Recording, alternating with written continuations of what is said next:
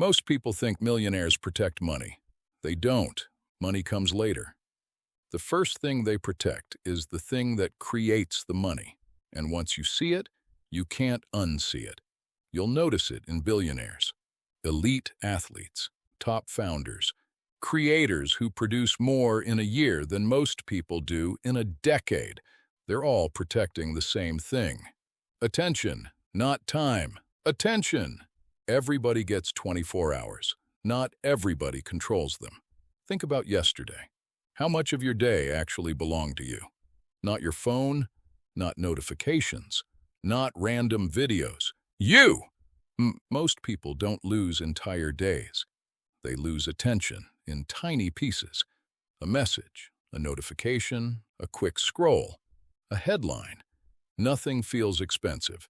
That's why it's dangerous. The bill arrives later. Imagine someone stole $10 from your wallet every hour. You'd stop it immediately. But if something steals 10% of your focus every hour, most people barely notice, even though the damage is often bigger. This is where successful people think differently. They don't see attention as something that happens. They see it as something that must be defended. Look closely at how they live. They say, no, constantly. They disappear, they ignore things, sometimes for days. People think they're antisocial. Usually, they're protecting the engine that drives everything else, because money follows value. Value follows work, and great work follows attention. Break attention, and the chain breaks. Warren Buffett once said the difference between successful people and very successful people is that very successful people say no to almost everything. Most people hear time management. The real lesson is attention management. Every yes takes a piece of your mind. Every commitment competes for focus. Eventually, your attention gets fragmented. That's the real problem. Fragmentation.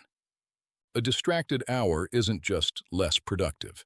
It's shallow. You stay on the surface. You react instead of create.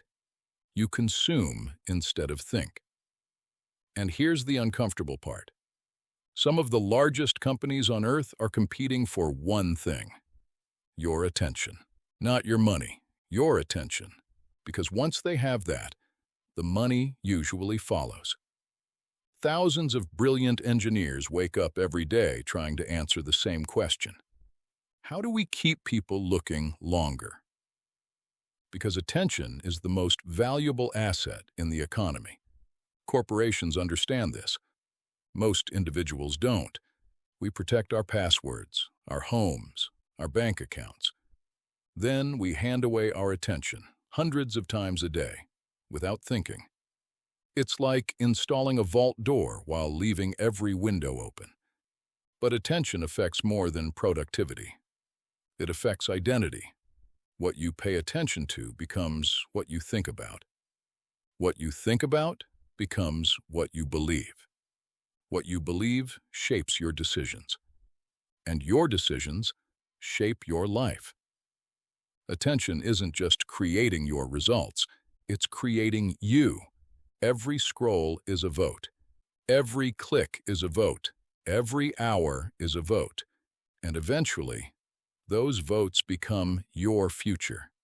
The people who understand this become extremely selective.